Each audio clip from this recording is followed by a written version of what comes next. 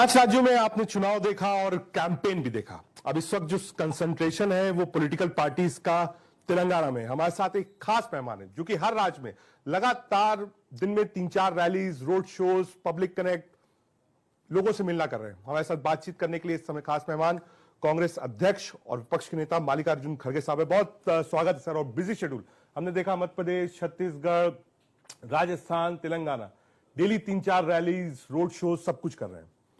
ये जो 5 राज्यों का चुनाव है सर, इसमें अगर मैं आपसे पूछूं तो 2 बड़े मुद्दे क्या है जिसको लेकर कांग्रेस 5 राज्यों में, 4 राज्यों में लड़ चुकी है और 5वां राज्य तेलंगाना है, जहां हैदराबाद में इस वक्त आप है।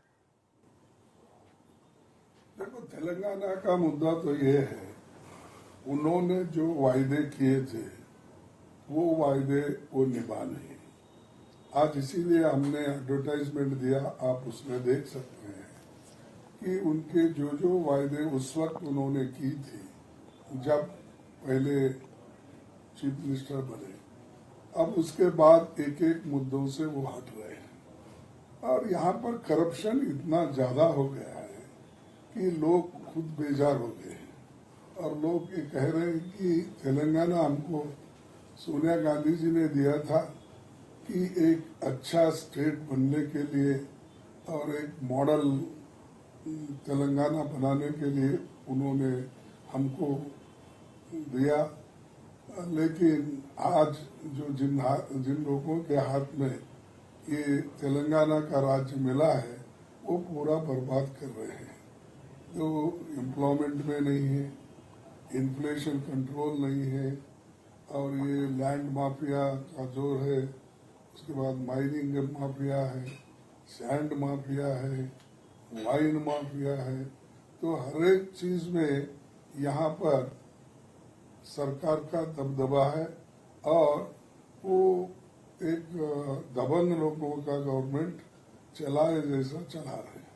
कर्नाटक में जो जीत थी सर, उसके बाद से ही कांग्रेस ने तेलंगाना में मेहनत करनी शुरू कर दी थी।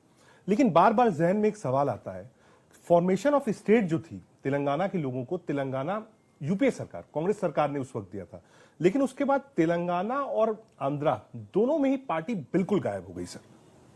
गायब बोले तो जो जिन लोगों ने हमको वचन दिया था कि ये इसको सेपरेट करने से हमको फायदा होगा, हमारी प्रगति होगी, तो इसलिए आप अलग हमको कर दीजिए और दूसरा स्टेट जो है इसका भाग वो संपन्न है इरिगेशन में, इसमें और एम्प्लॉयमेंट में। तो ये लोग ऐसा एक माहौल बनाए कि मिल के रहने से हम आगे नहीं बढ़ सकते, ये उनका आर्गुमेंट था।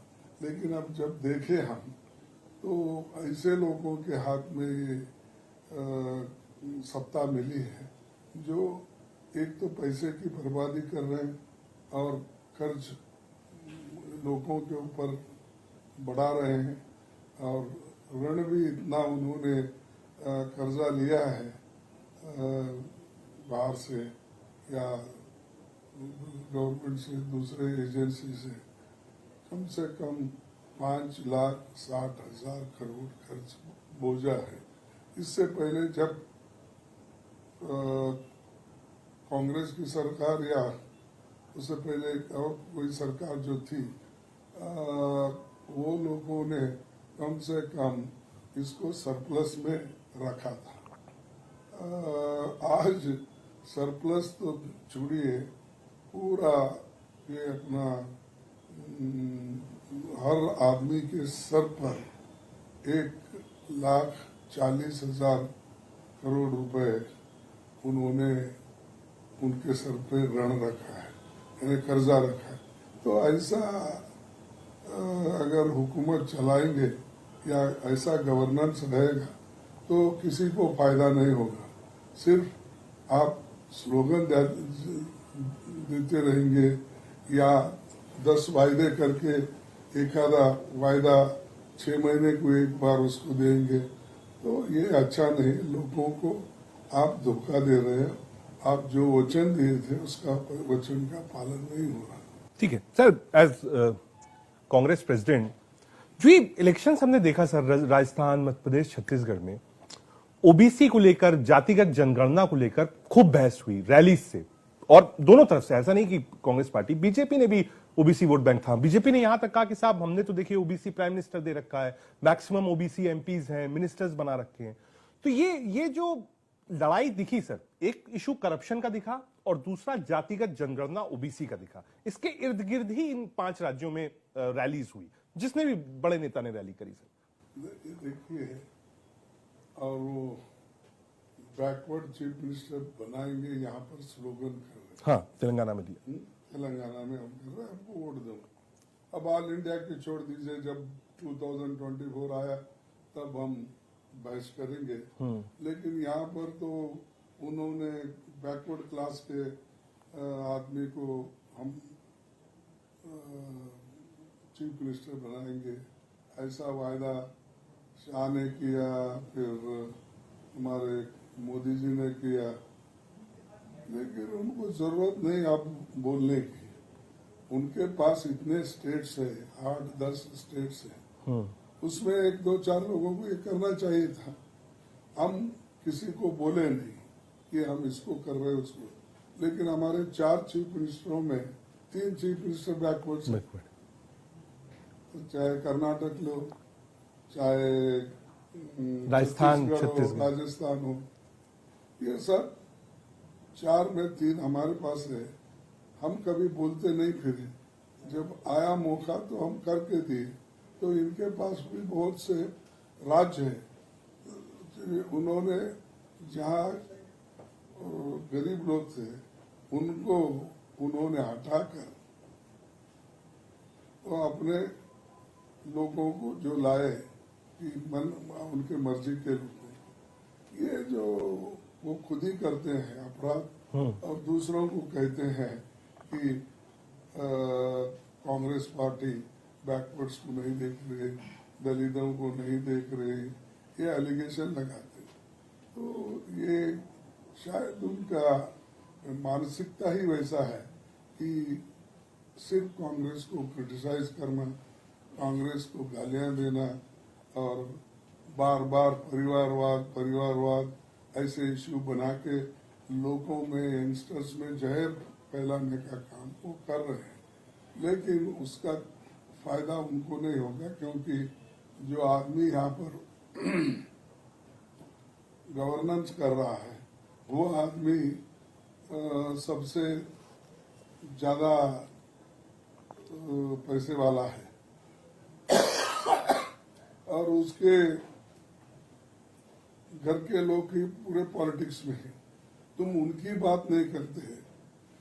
कांग्रेस पार्टी जो हमेशा बैकवर्ड के साथ थी, मनमोहन सिंह माइनॉरिटी के साथ थी, और कभी हमारे लीडर परिवारवाद के लिए या परिवार के लिए कुछ मांगा नहीं, चाहे वो सोनिया गांधी जी हो, चाहे राहुल गांधी हो, चाहे प्रियंका गांधी, कोई भी उन्होंने ये नहीं मांगा हमको ये मिलना चाहिए, वो मिलना चाहिए। उन्होंने सिर्फ देश की सेवा के लिए और गरीब लोग मजबूत बनना, उनके गरीबी हटाने के लिए उन्होंने ये सब, एक तो अपना एजुकेशन का उन्होंने एक्ट बनाया, right to education, right to food, right to अपना इंफॉर्मेशन और राइट टू नरेगा काम करने का। तो ये चीजें है एक हक के रूप में, राइट्स के रूप में दी। कोई सरकार आए तो वो एक्ट नहीं बदल सकती, क्योंकि ये सर्कुलर नहीं। अगर आगे कुछ कोई भी करेगा तो उसको भारी बहुमत होना पड़ेगा। ठीक है सर, 50 साल से ऊपर का राजनीतिक जीवन और सोशल लाइफ है। आज की जो इलेक्शन है सर, हम देखते हैं, आप चाहे कांग्रेस पार्टी हो, बीजेपी हो या फिर कोई रीजनल आउटफिट हो, जो मैनिफेस्टो आता है सर, बड़ा लंबा चौड़ा मैनिफेस्टो होता है, बहुत सारे वादे होते हैं, बहुत सारी चीजें दी जाती हैं। क्या ये एक नई परिभाषा है पॉलिटिक्स में? क्या आप लोगों को बहुत सारे वादे करिए, इसको सिर्फ कांग्रेस तक सीमित मत करिए सर, चाहे वो रीजनल आउटफिट्स हो, बीजेपी हो, सबके मैनिफेस्टोज बड़े हैं, हम आपको 10,000 देंगे, स्कूटी देंगे, लैपटॉप देंगे। क्या ये जरूरत है, नीड ऑफ द आवर है, या फिर इलेक्शन जीतने के लिए पॉलिटिकल पार्टीज कर रही हैं, और ये कहां तक जायज है? एक तो हर पार्टी इलेक्शन जीतना ये तो उनका मेन मकसद रहता है, लेकिन ये भी जरूरी है कि जो हम किसी राज्य को चलाते हैं तो उस राज्य की आर्थिक परिस्थिति भी ठीक रखना अपना धर्म होता है। अगर आप दिवालापन कर दिए राज्य का तो आगे बड़ी तकलीफ होती है। लेकिन जो जरूरी चीजें हैं जो बाजार में मिल रही नहीं, अब जो इन्फ्लेशन का सबको मालूम है, अगर इन्फ्लेशन खाने को कुछ नहीं मिल रहा तो पीडीएस के